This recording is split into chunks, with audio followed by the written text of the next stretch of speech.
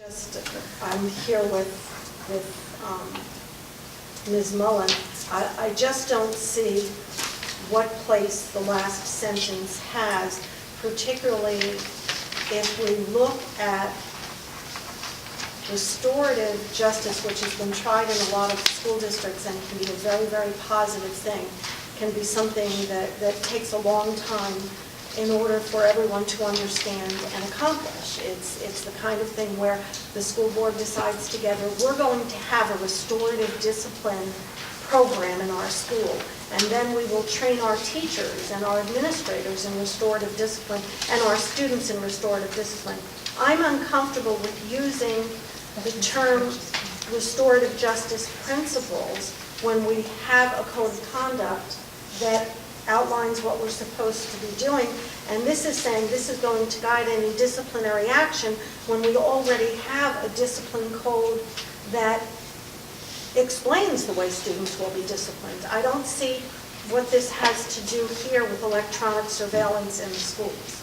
I don't understand. So if I may, so two things. So is there any liability? Is there anything in regards to using, because you're saying is we don't have that culture in our district right now, using the restorative justice principles, right? That is not. Well, it's not formally. It's not but formally. I'm not going to say Correct. that we don't try. Correct. So it's not formally. So are we held liable in any way because if we were to leave that language there? First question. No, I don't think it's a liability issue. And so I think I'm hoping that we could come to an understanding that I think the purpose, the link of that last sentence, and maybe fellow committee members please correct me, is to cross-reference that discipline. And maybe it needs to be a little bit more clear that it's to cross-reference the conduct, for student or the discipline or the staff, right? That if it's in regards to a student specifically, that it will be used only as in extreme situations, and not be held against them because there's surveillance. Are you guys still confused? It just seems, if I just wait just from a legal standpoint, I mean, you asked a little bit question about liability. I think the issue, and I think the confusion here, is this is a surveillance policy. So whatever's seen on the video, if there's consequences, disciplinary consequences, no one's going to, the surveillance policy isn't really going to be relevant anymore. The administrator has to turn to the code of conduct policy, and it's referenced throughout here. It indicates in the first few sentences that the board recognizes that discipline is a form of education, as disciplinary action may be necessary to address incidents reported with surveillance.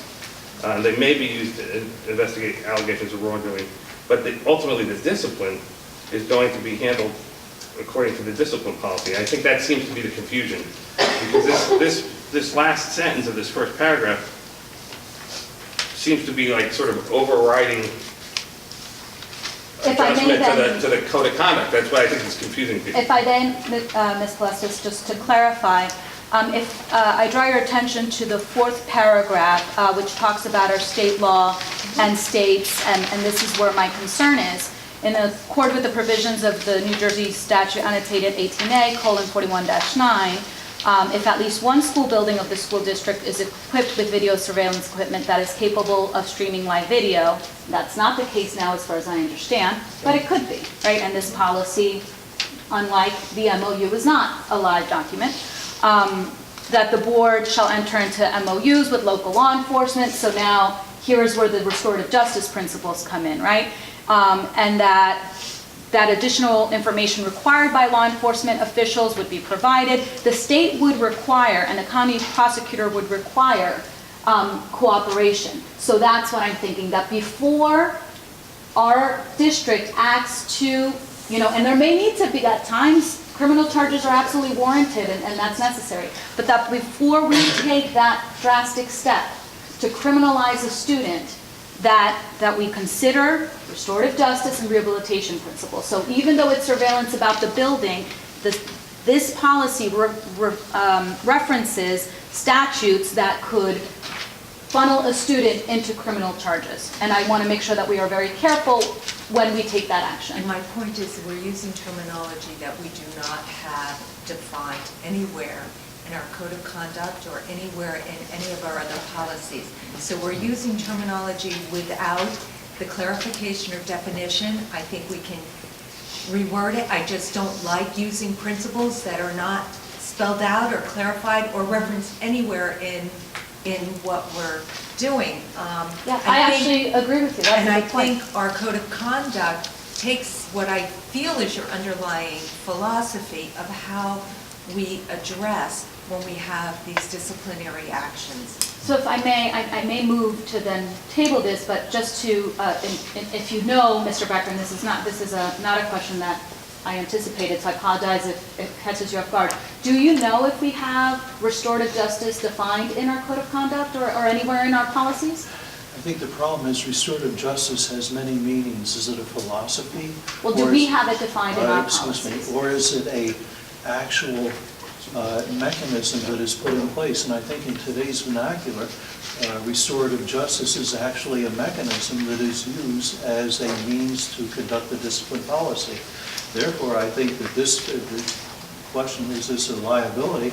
I think it would be, because if Mr. Franks, for example, were to administer a discipline act based on something that was caught on a camera, and I could see a very savvy attorney, we have a lot of them, saying, well, you know, restorative justice principles with the goal of evaluation will guide disciplinary, and a lawyer would then say, well, your policy says you have to have restorative justice principles and you don't have them, therefore you're in violation of your policy. So it sounds like it's not defined right now. Okay. I think it's just very clear that this Right, so sentence if in this policy is very if I may, confusing. if it's not defined right now, then I take Ms. Mullins' point that there's no point to put something in that you're cross-referencing that's not defined. So I would then amend the motion, well, I get that. I haven't discussed with the Personnel Committee, but it may be a possibility to just amend this motion to just include 744A and maybe take 7441 back to the drawing board. The other thing you could do is just make a motion to amend it to delete that last sentence. I thought that's what Ms. Mullins was doing. It wasn't phrased formally as a motion, but you could just delete that last sentence of that paragraph. I just have a question. Is this a change that is coming from Strauss Esme, or is this a change that we're putting in? That we're putting in. That last sentence, I think. Change of language, you know. And then, since we're discussing both policies, I don't want to get confusing, but I don't want to have us approve one policy and then have someone say, okay, what about this other policy? On policy 7440, school district security.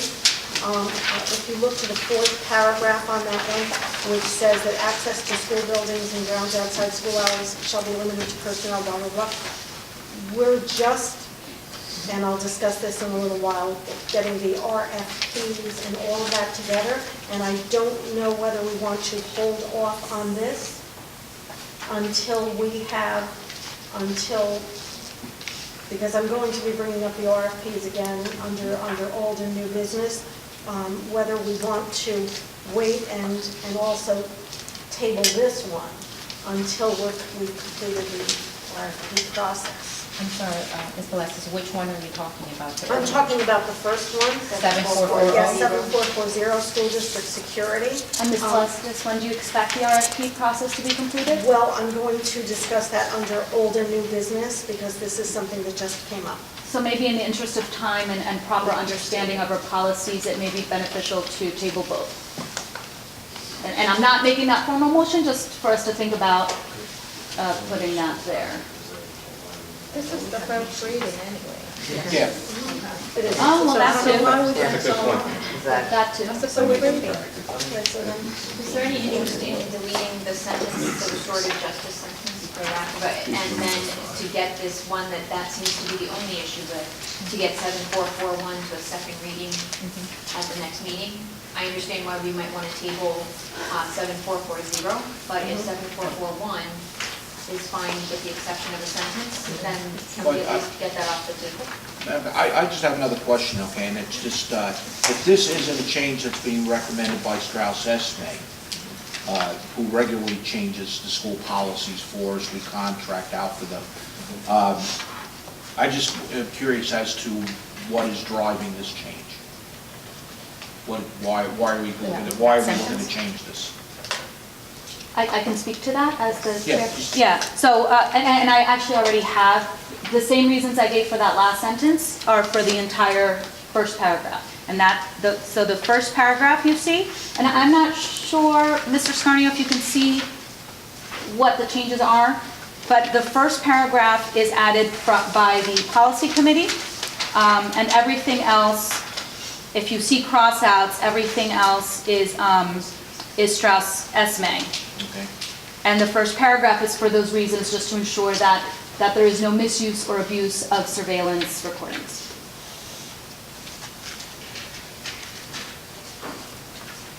We have a motion, and we I have a don't- second, and we've had, Oh, our current motion is to vote, to approve the two policies with Ms. Rosera's reminder that it is the first reading. amend the motion or table them.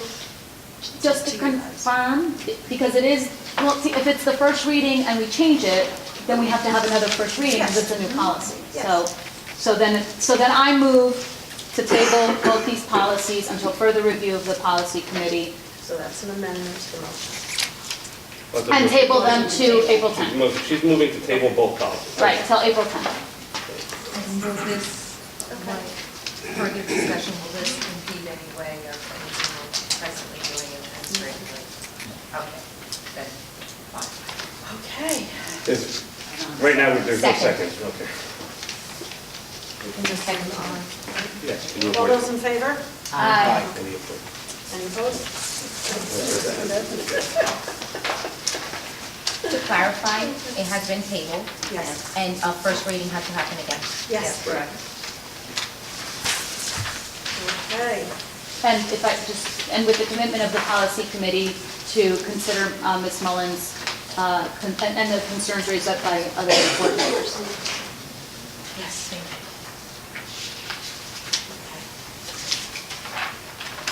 Budget and finance? Moving right along. Building and ground.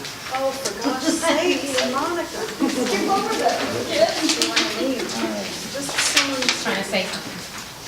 Buildings and grounds. And Mr. Scarnio, this is the second time I've forgotten you. I really apologize. I'm beginning to come. I know, I can understand that. My goodness, I'm sorry. Okay. There's a couple of items before I move this vote.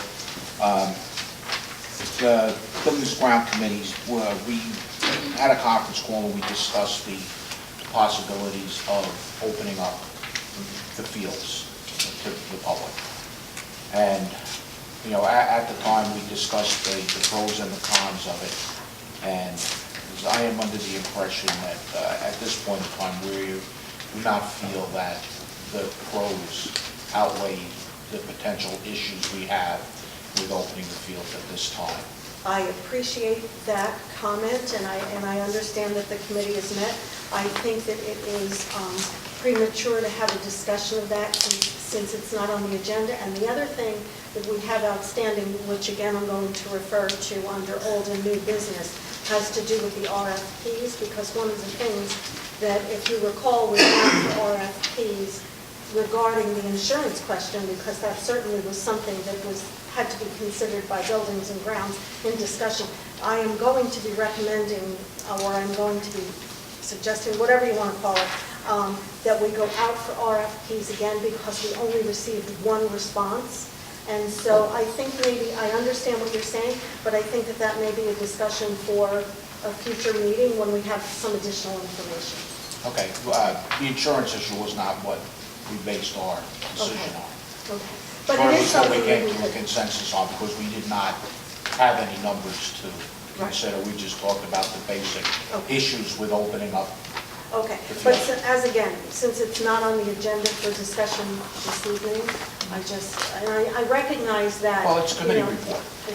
Okay, It's a committee we report. discussed it. Okay. Okay. The other thing, and this is actually brand new, we haven't even talked about, you know, within committee about it yet, but had a very brief discussion with Mr. Becker. And in the hopes that at some point in time, we would be able to expand our preschool, we are in the very, very early stages of looking for possibly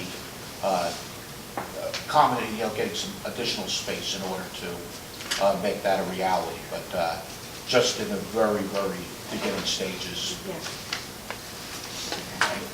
And then I'll make a motion that we approve the use of school facilities for the football university. Involve a classroom, gymnasium, auditorium, cafeteria of the Dover Middle School and Hamilton Field for a football camp, which will take place on the weekend of May 11th through the 13th. Can I ask you a question? Is this nonprofit, for-profit? It's, I believe it is a profit they charge, but the benefit that we get is that they allow our football team to attend this at no cost. Okay, and then players from other teams would pay Would whatever the pay tuition their is. tuition to attend it. Andy's been doing it for the last. Yeah, we've been doing it for the last 3 years. It's been a very Yeah. successful program. Yeah. Okay. We have a motion? Second. Our second. Second? We have a motion and a second. And have a roll call vote. Ms. Dodd? Yes. Ms. Rosales? Yes. Mrs. Mullins? Yes. Ms. Rosario? Yeah. Ms. Ruiz? Yes. Mr. Scarnio? Yes. Dr. Sainer? Yes. Ms. Pelez? Yes. Budget and Finance, Dr. Sainer. Okay, I would like to move that the board approves or adopts letter A 1 through 16.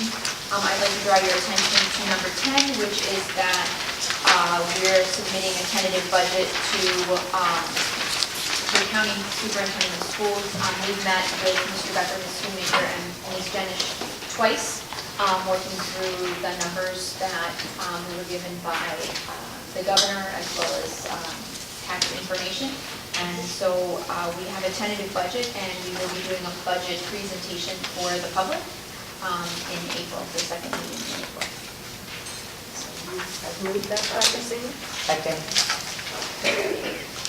And I have actually a question on this one. My question is with regard to number 9, with the Morris Essex Insurance Group for workers' comp. Now, we just went through the RFP process to get, and I was not aware originally that we were going out for RFPs for both health insurance and for property and casualty insurance.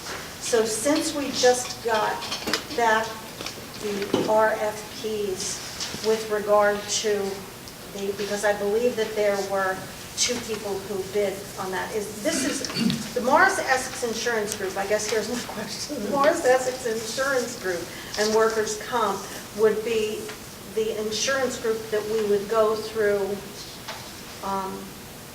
Willis Tower and Willis to get, correct? No, actually, Okay. it's its own, it's a cooperative that Okay. we're currently a member of. Okay. For workers' comp insurance only.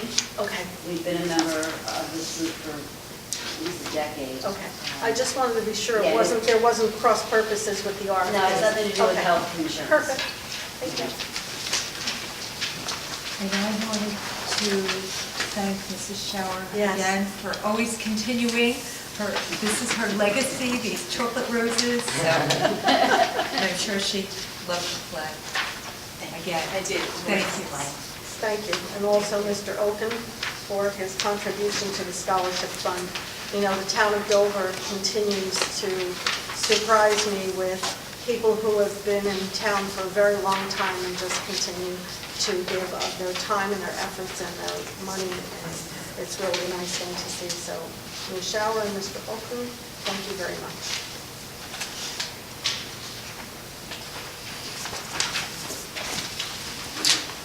Okay, if there is no further discussion, we have a motion, we have a second, I have a roll call vote. And Ms. Dodd? Yes. Ms. Rosales? Yes. Mrs. Mullins? Yes. Ms. Rosario? Yes. Ms. Ruiz? Yes. Mr. Scarnio? Yes. Dr. Sainer? Yes. Ms. Pelez? Yes. Okay, we've gotten to, wait, Mr. Brucio's not here, so I'm not offending him, right? Okay.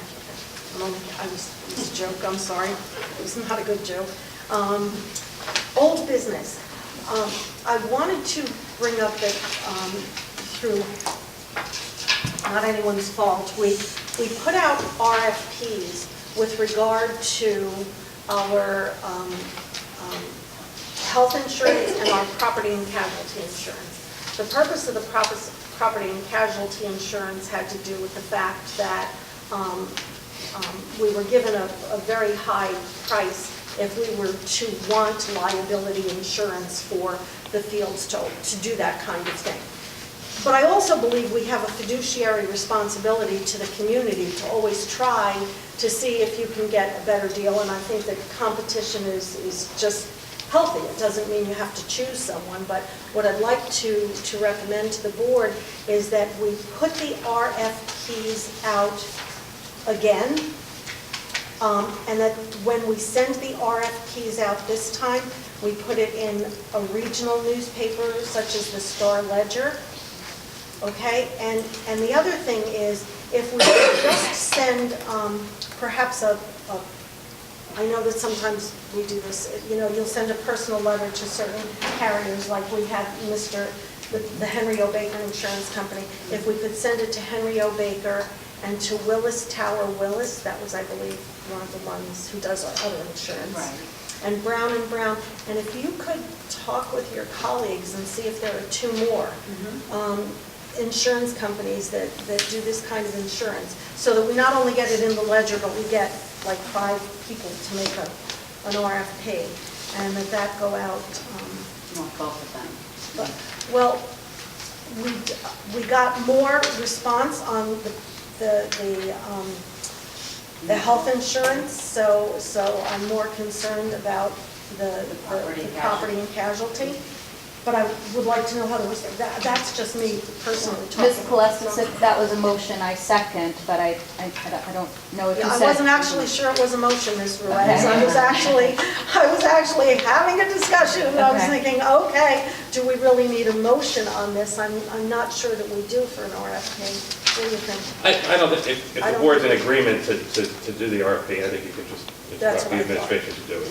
And the board would have to approve anything that it goes forward. Right, it's just getting the RFPs out there, so in the ledger and to at least 5, including those 3 carriers. So if everyone's okay with that? Yeah, okay.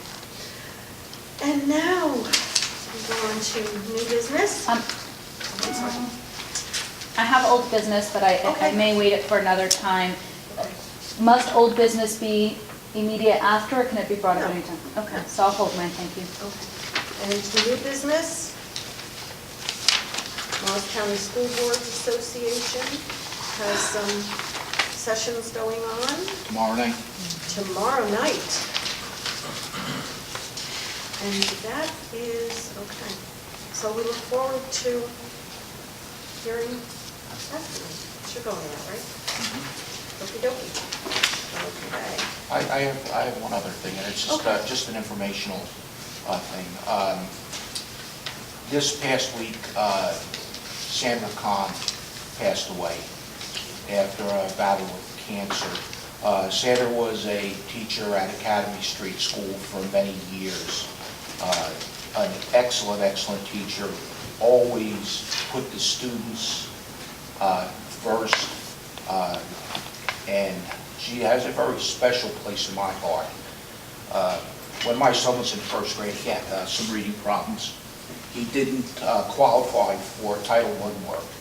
And Mrs. Kahn came to us and said that she would be very willing to take Joseph and help him. Before school every day, she came in at 6 o'clock and helped Joseph, and she turned him around. And she was just a very, very dear person. She will be sorely missed. On the good news, I believe her family has been in contact with Mr. Brecker, Mrs. Chenish, and they will be establishing a scholarship for Academy Street students in her name. So, Yes. That is wonderful. so And a great loss, but it's, I think it's a wonderful way for her memory to be continued in Academy Street School. And let us make sure that we let everyone in the district know that that will be a possibility for donation, because clearly this was someone who And I touched do your know life. a lot of the staff from Dover did attend the shiva for her yesterday. Which is wonderful Yeah. to hear that we had the response to that, and our, sincere condolences to the Khan family for their loss. Let's see, Morris County, we have, okay, so we have the meeting, Morris County School Boards Association, and then there is an introduction of a resolution by Ms. Ruiz that everyone received. If I may, Ms. Gillespie, at least the copy I received does not include the edits, and the edits are only, Dover Board of Education and the names of RS. There were no edits other than the names of who is pertinent. Okay. And so I'd like to go ahead and read the resolution. Yes. Thank you. Gun control and mental health services to protect our youth, whereas a prerequisite to student growth, learning, well-being, and success is a safe and secure school environment, and whereas children throughout the nation have been negatively affected directly and indirectly by violent crimes involving firearms, and whereas military-style weapons and large volume ammunition magazines were used in recent mass killings in schools and other locations, and whereas profiles of school shooters illustrate the need for a thorough examination of the care and treatment of the mentally ill and for effective intervention, whereas the New Jersey School Boards Association 2014 study, What Makes Schools Safe, cited reports by state and federal agencies which found that mental health intervention did not take place prior to 3/4 of school shootings. And whereas New Jersey has among the strongest gun control laws in the nation and the lowest incidence of gun-related deaths, but protective laws are not in place in many other states or at the federal level, and whereas the tragedies of Parkland, Florida, of Newtown, Connecticut, of Columbine High School in Colorado emphasize the need to address access to firearms and the delivery of mental health services. Now therefore be it resolved that the Dover Board of Education in the County of Morris, State of New Jersey, urges President Trump and Congress to identify and implement meaningful action to address access to and ownership of military-style assault weapons and ammunition, the delivery of mental health services, and financial support to ensure a safe and secure school climate. And be it further resolved that the Dover Board of Education supports Governor Murphy's call to end the epidemic of gun violence that plagues far too many of our communities and supports enhancements to state law that will provide protection for our schools and communities. And be it further resolved that a copy of this resolution be sent to President Trump, U.S. Senator Robert Menendez, U.S. Senator Cory Booker, U.S. Representative Leonard Lance, Governor Murphy, State Senator Anthony R. Bucco, Assembly Representative Anthony M. Bucco, Assembly Representative Michael Patrick Carroll, the New Jersey School Boards Association, and the National School Boards Association. And if I may, Ms. Pelestis, ask for Mr. Krutz's guidance in terms of Robert's Rules